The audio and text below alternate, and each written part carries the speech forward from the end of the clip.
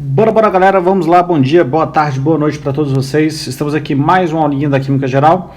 Dessa vez nós vamos estudar as forças intermoleculares. Já estudamos geometria, já estudamos polaridade das moléculas e agora chegou a hora de estudar as interações entre elas, tá?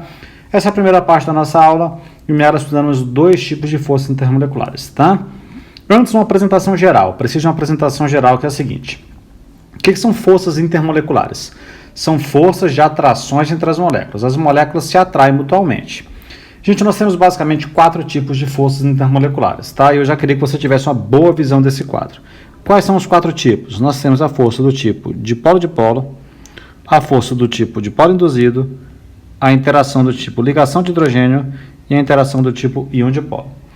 Então vamos lá. Gente, o que é uma força do tipo dipolo-dipolo? Já coloca isso na cabeça. A força do tipo dipolo-dipolo, ela vai ocorrer entre moléculas que são polares. Isso vai ser muito importante para a gente, tá? A força do tipo dipolo induzido, ela vai acontecer entre moléculas que são apolares e ela é também chamada de força de London. Assim como a dipolo-dipolo também é chamada de dipolo permanente. Mas daqui a pouco eu vou escrever isso para vocês. Gente, a ligação de hidrogênio eu preferi escrever aqui e falando com vocês aos poucos, mas ela vai ficar para uma segunda aula somente, tá?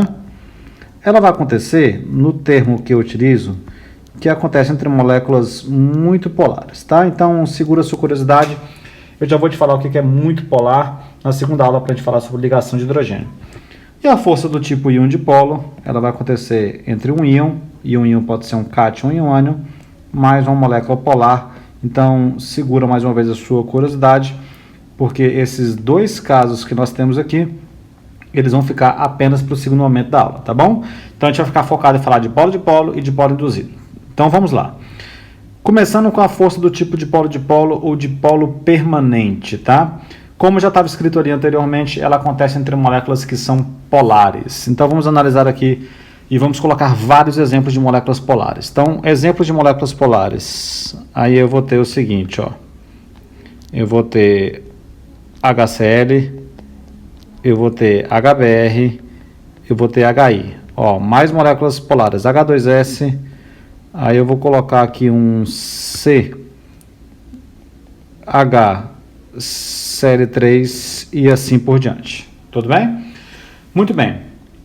Agora eu vou fazer o seguinte, eu vou te explicar o que é dipolo permanente. Ó, você vai pegar, eu vou usar o exemplo do HCl. Então você tem o H ligado a Cl. Gente, quem é mais eletronegativo? É o cloro. Então, o cloro fica carregado negativamente aqui e o hidrogênio fica carregado positivamente aqui. Se eu colocar outra molécula de HCl aqui, ó, então coloca outra molécula de HCl. Aí é a mesma coisa, é o mesmo padrão. E que mesmo padrão é esse? É o cloro carregado negativamente e o hidrogênio carregado positivamente. Aí vai surgir, então, uma interação e essa interação está aqui no meio, ó, entre o Cl que está desse lado aqui e o H+, que está desse lado que está aqui, tudo bem? Essa interação que está aí, por que leva esse nome de polo-dipolo? Porque aqui, ó, tem dois polos. E se tem dois polos, nós chamamos de dipolo. E aqui eu também tenho dois polos. Aí aqui eu também chamo de dipolo. Por isso que nós chamamos de interação do tipo dipolo-dipolo.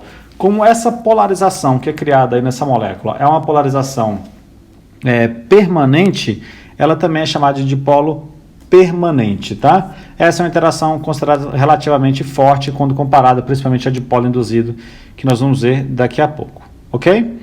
Muito bem, então todas as moléculas polares, gente, elas vão interagir dessa maneira, por dipolo permanente. Vamos colocar mais um exemplo, só para que você tenha a visualização. Ó. O enxofre, aí aqui está ligado ao H, e aqui está ligado ao H. O enxofre é mais eletronegativo, aqui fica positivo, aqui fica positivo. Lembra que essa molécula é angular. Então, ó, aqui vai surgir uma interação, daqui a pouco eu vou escrever. Aqui vai surgir uma outra interação, e aqui nessa carga negativa também vai surgir uma outra interação. Quem é que vai surgir aqui para grudar no H+? É outro S, ó. Certo? Então, outro S de outro H2S que vai grudar aqui, ó. Então, aqui também, ó, aqui vai grudar um S junto com dois Hs. E aqui vai ser diferente. No S vai ter que grudar o H. Então aqui você tem um S que vai interagir com o H. E essas moléculas vão literalmente meio que colando uma na outra. Elas vão interagindo fortemente entre elas, tá bom? Vamos colocar mais exemplos para que vocês fiquem carregados de exemplo. O SO2, ele também é uma molécula polar. O CO, gente, que é o monóxido de carbono, também é uma molécula polar, e assim por diante. Sim? Muito bem, moléculas polares então interagem por dipolo-dipolo ou dipolo permanente, não tem muito o que ficar falando, a gente ir à frente agora, tá? Gente, o segundo tipo de interação é o que a gente chama de dipolo induzido. Esse tipo de interação, chamada de dipolo induzido, ela aparece muito mais. Ela também é chamada de interação de London, e como eu já disse para vocês na primeira tela, ela acontece entre moléculas que são apolares. Bom, aí o primeiro pensamento que surgiu na cabeça dos químicos há muito tempo atrás foi o seguinte: como é que uma molécula apolar, ou seja, como é que uma molécula não tem polos e ela consegue interagir? Como é que ela consegue fazer esse efeito? Como é que ela consegue interagir? Aí isso surgiu, gente, a partir de análise de algumas moléculas que, mesmo sendo apolares, elas conseguiam ficar no estado sólido, ou seja, elas conseguiam ficar juntas o suficiente para conseguirem ficar no estado sólido. Isso chamou a atenção de nós cientistas e a gente foi atrás de saber como é que essas moléculas interagiriam. Então vamos lá, eu vou colocar aqui o exemplo justamente desse desenho que está aqui, ó. Olha o desenho que eu circulei aqui, ó. Esse desenho, gente, é o iodo no seu estado sólido. E o iodo, quando ele vai volatilizando, desculpa, não é nem volatilizando, quando ele vai sublimando, passando do sólido para o gás, ele solta esse vapor de cor roxa. Tá? Acontece que é o seguinte, gente, agora olha aqui em cima. O iodo é uma molécula apolar. Como é que o iodo faz para interagir? Isso chamou a atenção da ciência e a gente foi atrás dessa resposta. Aí acontece mais ou menos assim. O iodo, ele é assim, ó, é um iodo ligado a um iodo por ligação simples. Só que o iodo tem 7 elétrons na camada de valência. 1, 2, 3, 4, 5, 6 e o sétimo está aqui no meio. 1, 2, 3, 4, 5, 6 e o sétimo está participando da ligação ali. Bom, aí eu vou pegar aqui para simular para vocês o seguinte, ó, eu vou pegar um balão e eu vou colocar um tantão de iodo aí, tá? E o que é esse tantão de iodo? Eu vou colocar da seguinte simbologia. Eu vou representar por uma bolinha pintadinha, certo? Ligado a outra bolinha pintadinha. Então vai ser mais fácil assim. Então coloco aqui uma molécula de iodo, ó, bola pintada com bola pintada. Tudo bem? Aí eu vou colocar mais uma molécula de iodo para cá. Então bola pintada com bola pintada. E vou colocar mais uma. Então nesse pote nós temos 3 moléculas de iodo, ok? Bom, aí o que vai acontecer? A gente sabe que, e eu vou representar em vermelho, os elétrons que estão sobrando, ó, ok? Então tá aqui os elétronzinhos sobrando da molécula de iodo. E as moléculas de iodo, elas ficam circulando por esse balão. Bom, ocasionalmente, por um breve momento, pode acontecer isso aqui, ó. Olha só o que pode acontecer ocasionalmente. Essas moléculas começam a circular aí dentro. Aí eu vou desenhar um balão aqui de novo. Então o balão está lá, deixa eu fazer esse balão mais ou menos parecido com o outro. Pronto. Aí essas moléculas circulam e olha o que acontece. Elas ficam assim, ó. Veja se você percebe o que mudou. Então fica um iodo aqui. Aí fica um outro iodo aqui. E um outro iodo que está aqui. Gente, você percebe a diferença do desenho de cima para o desenho de baixo? E não esquece dos elétrons, tá? Então aqui fica cheio de elétrons, aqui fica cheio de elétrons, aqui também, aqui os 6 elétrons desse, aqui e aqui, tudo bem? Deixa eu colocar o número de elétrons certo para cá, tchan, tchan, tchan, tchan, tchan. Então o que aconteceu de um desenho para o outro? Parece que ocasionalmente, na movimentação dessas moléculas, todas essas moléculas se encontraram num ponto só. E aí, o que acontece nesse encontro? Acontece o seguinte, gente, que aqui nessa região que eu estou circulando, concentrou muitos elétrons. E se concentrou muitos elétrons, aqui a gente diz que ficou então carregado negativamente. Ó, vou colocar um negativão aqui, certo? Então ficou carregado negativamente aqui. É uma região com muito mais elétrons. Consequentemente, os lados opostos ficaram menos negativos. E se eles ficaram menos negativos, a gente coloca positivo, só para uma questão de simbologia. Então, ocorreu uma interação, é uma interação ocasional, mas que fez com que, momentaneamente, essas moléculas possam se juntar e ficar no estado sólido. Então, o dipolo induzido é, sim, uma força de interação, só que ela é mais fraca que o dipolo permanente. Por que ela é mais fraca que o dipolo permanente? Porque foi por um breve momento. Foi rapidamente que essas moléculas se encontraram e ficaram sólidas em um momento oportuno. Tudo bem? Então, se você quiser anotar, e se eu fosse você, eu anotaria, porque é bem importante, ó, já dá para anotar isso aqui, ó. Com certeza, gente, uma força do tipo de polo induzido, ela é mais fraca do que uma força do tipo de polo. Agora deixa eu te enriquecer com exemplos. Então eu vou colocar uma porrada de exemplos que fazem de polo induzido. Moléculas apolares. O I2 é um caso. O CO2, eu vou ter que dar mais detalhes para vocês dele já já. O flúor 2, a molécula de gás hidrogênio, a molécula de gás nitrogênio.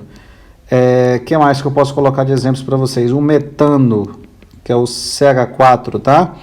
Aí eu vou colocar isso aqui que você não esqueça, ó. Todos os hidrocarbonetos, todos os hidrocarbonetos são apolares, tudo bem? Gente, o fato da força intermolecular do tipo de polo induzido ser uma força intermolecular mais fraca explica o motivo pelo qual muitas moléculas que são unidas por dipolo induzido sejam gases. Então, olha aqui como exemplo, o CH4 é uma molécula que é formada no estado gasoso, a gente não encontra na forma sólida. O gás nitrogênio também. Então, as interações são tão fracas que essas moléculas não conseguem ficar juntas o suficiente para ficar no estado sólido, tá? O gás hidrogênio, certo? O gás flúor. Aí você tem alguns casos de interações que podem ser forçadas, como é o caso do CO2, ó, ele é um gás, é o dióxido de carbono, o gás carbônico, mas ele pode formar um sólido que nós conhecemos como gelo seco, e o iodo também pode vir a formar um sólido de maneira forçada e ocasional, que é esse que está representado na imagem roxa aí ao seu lado. Tudo bem? Bom, sobre esses casos que podem formar sólidos, eu preciso comentar um pouquinho. Por exemplo, eu quero comentar aqui agora sobre este caso aqui, ó. Esse é o gelo seco, tá? Gente, o gelo seco, eu vou representar ele da seguinte maneira. Eu tenho CO2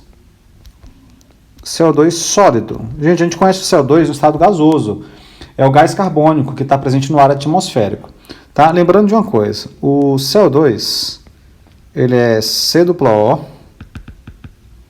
Então, coloco aqui, vou montar a estrutura. Ele é assim, ó, ele é C+O e aqui C+O. Bom, aí por diferença de eletronegatividade, eu puxo um vetor para cá e a gente puxa um vetor para lá. Aí esse vetor aqui cancela com esse vetor aqui. Então a gente tem uma μ resultante igual a zero. Para te lembrar que essa molécula é uma molécula apolar. Bom, aí você começa a juntar CO2. Começa a juntar CO2 no recipiente. Aí você toma dois procedimentos. Esse aqui primeiro, ó, você aumenta a pressão e diminui a temperatura, para deixar eles bem juntinhos. Para que você está fazendo isso? Deixar o máximo de CO2 junto, para você forçar a interação entre eles, por isso chama de dipolo induzido, e ele ficar no estado sólido. Aí formou o gelo seco. Acontece que, gente, as interações foram forçadas e elas são fracas. Aí você coloca essa molécula, que é a molécula do CO2 sólido, que é o gelo seco, em temperatura ambiente. Então basta colocar em temperatura ambiente, até menos que a temperatura ambiente. Aí rapidamente ele vira CO2 gasoso. Então veja que ele passou diretamente do estado sólido e ele foi diretamente para o estado gasoso. Como é que é o nome desse processo mesmo? Esse é um processo de sublimação e ele sai de menos energia para mais energia. Isso é um processo endotérmico e processo endotérmico ele apresenta ΔH maior que zero. Tudo bem? Porque ocorreu a absorção de energia. Um outro exemplo importante que nós podemos citar é esse aqui, ó. Eu vou colocar bem rápido esse aqui, que eu já comentei ali em cima, que é o iodo sólido. Ele também pode sublimar e liberar um vapor roxo. Aí ele vai para iodo gasoso, também endotérmico, tá? Só mais uma observação aqui em cima. Gente, a naftalina... desculpa, a naftalina, é o próximo exemplo. Eu estava com na cabeça aqui, acabei falando naftalina. O gelo seco, que é o CO2 sólido, ele é um processo endotérmico, então ele também consegue gelar a bebida. Por que ele também consegue gelar a bebida? Porque para fazer a sublimação, para passar para o estado gasoso, ele vai absorver energia. Aí ele vai acabar absorvendo energia da bebida e vai gelar também, assim como o gelo comum, tá bom? Bom, e um outro exemplo que eu tenho que comentar com mais detalhes é esse aqui, ó.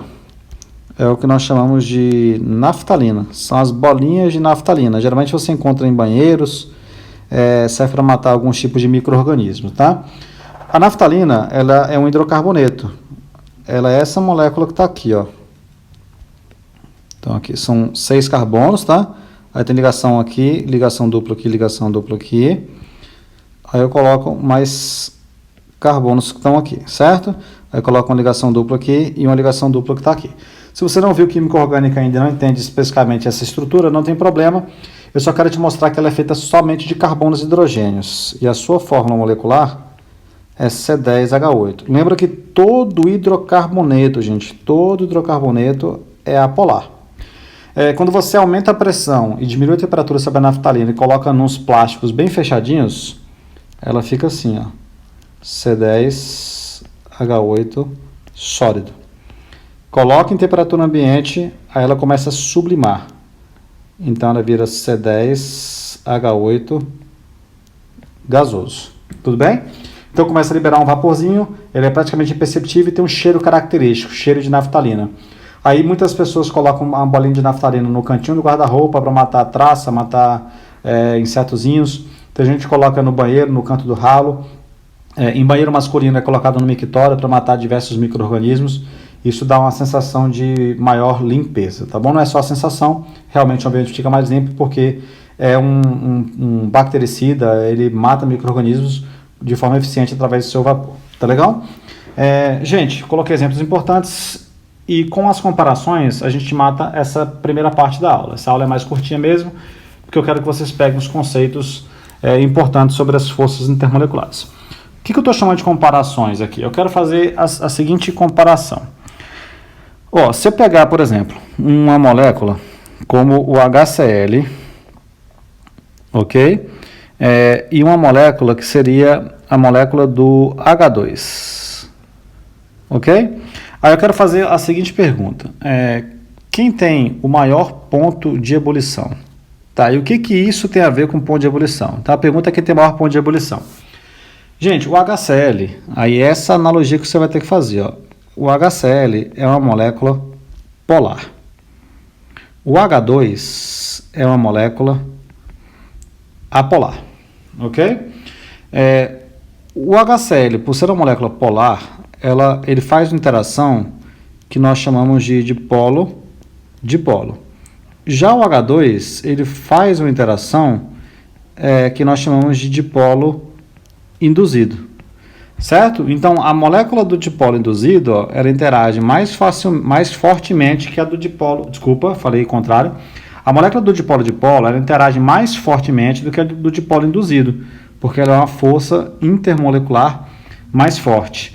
Então, se as moléculas de HCl estão mais fortemente unidas a elas mesmas, eu posso afirmar com certeza, olha aqui embaixo que é importante, que o ponto de ebulição do HCl é maior do que o ponto de ebulição do H2.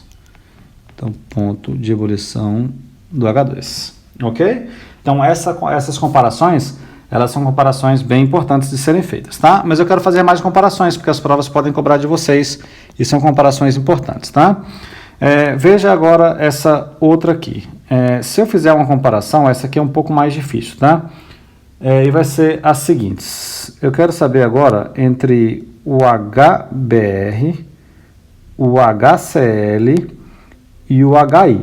As provas, quando querem complicar a vida de vocês, complicam com esses exemplos.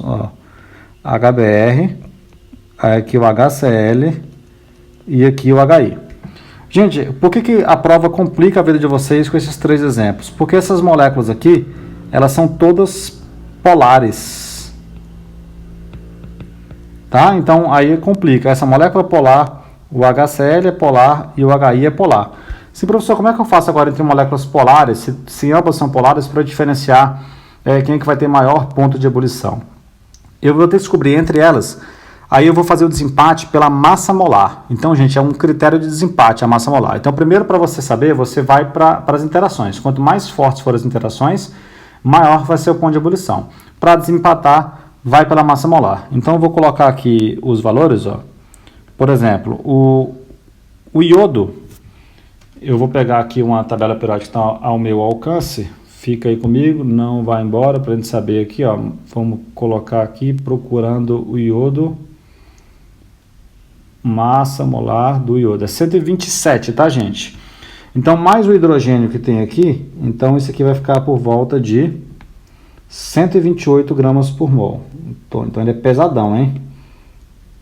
Ok? Aí o HCl, ele tem massa molar de 36,5 gramas por mol. Agora deixa eu achar o bromo. Ele vale 80 a massa molar dele, mais o hidrogênio, aí vai valer 81 gramas por mol. Então, gente, qual é a molécula mais pesada que você tem aí?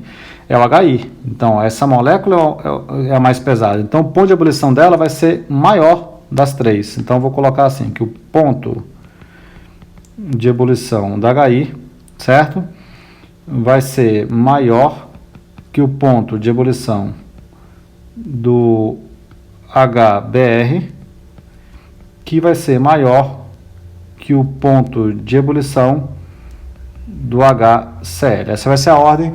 E lembrando, aí nesse caso, o critério de desempate foi justamente a massa molar, certo? Mas lembrando, levando em consideração sempre o primeiro fator, é você analisar pelo tipo de interação, certo? Quanto mais fortes forem as interações, maior vai ser o ponto de ebulição. Tudo bem? Gente, eu preciso fazer mais comparações. Não desiste de mim, fica aí. Eu preciso fazer mais comparações. São as seguintes. Ele pode comparar dois hidrocarbonetos. Por exemplo, ó, eu pego um hidrocarboneto como esse, ó, na forma bastão, tá? 2, 3, 4, 5 carbonos. E aqui eu coloco 2, 3, 4, 5, 6, 7, 8, 9, 10 carbonos. Para quem não conhece essa estrutura, cada vérticezinho tem carbonos e ainda tem hidrogênios ligados aos carbonos, tá? De qualquer forma, a fórmula desse composto aqui, 1, 2, 3, 4, são 5 carbonos, é C5H12. E desse aqui, vamos contar de novo os carbonos, 1, 2, 3, 4, 5, 6, 7, 8, 9, 10, são 10 carbonos. Então, a fórmula dele é C10, aí eu dobro C10H22. Tudo bem? Beleza. Aí ele vai querer saber qual é o ponto de ebulição. Aí você pode, de novo, é uma comparação que a gente fica assim, esse aqui é uma molécula apolar. E esse aqui também é uma molécula polar. Professor, como é que você sabe? São dois hidrocarbonetos, lembra disso? Hidrocarbonetos são apolares, tá? E agora, como é que você vai desempatar? Você tem duas formas de desempatar. Desempata pela massa molar, então você vê aqui claramente, ó, que esse cara aqui, ele tem uma massa molar maior, certo? Ele tem uma massa molar maior do que esse aqui, certo? Então, eu vou, para facilitar a minha escrita aqui, eu vou chamar esse composto de composto 1, eu vou chamar esse composto de composto 2. Aí, ó, o ponto de ebulição do composto 2 é maior do que o ponto de ebulição do composto 1, tá? Gente, mas eu tenho uma justificativa melhor para esse aí, tá? Qual é a justificativa melhor? A justificativa melhor é assim, a cadeia do composto 2 é muito maior, então a interação vai ser muito mais frequente, ó. Eu vou desenhar outra molécula dessa aqui, igualzinha aqui em cima, ó. Então você tem uma grande área de contato, e onde é que está essa área de contato? Estou marcando em verde, ó. Por todo esse meio aqui, essas moléculas vão interagindo, ó. Tem uma forte região de interação. Já no composto 1, ó, se eu desenhar outro aqui em cima, a região ela é mais curta. Então a área de contato aqui, ó, ela está menor. Tudo bem? Então eu também gosto de justificar, e é o jeito que eu mais gosto nesse tipo de exemplo aqui, que o ponto de ebulição do 2 é maior que o do 1, por conta de uma maior superfície de contato, que eu estou abreviando para S.C. Tá legal? São ideias que caem bastante. Gente, eu vou mudar a cor aqui, ó, e vou fazer o seguinte, eu quero fazer uma outra pergunta sobre esses dois aqui, que é a seguinte: quem é mais solúvel em água? Certo? E para o HCl e para o H2 aqui em cima também, ó, olha para cá agora de novo, ó. Quem é mais solúvel, o HCl ou o H2? Gente, tem uma regra que eu mostrei para vocês de polaridade, que é o polar dissolve polar, semelhante dissolve semelhante. O apolar dissolve bem o apolar. Então, a água, você não pode esquecer disso, ó. A água é polar, tudo bem? Então, tem que lembrar disso. A molécula de água é uma molécula polar. Então, se aqui, ó, se o HCl é polar, então, em água, eu posso te afirmar que a solubilidade do HCl é maior que a solubilidade do H2. Tudo bem? E nesse outro caso aqui, que eu já tinha marcado, que eu estou sublinhando aqui embaixo, quem é mais solúvel? 1 ou 2? Aí toma cuidado, gente. Os dois são apolares, certo? Então já é ruim solubilizar os dois, vai ser muito difícil.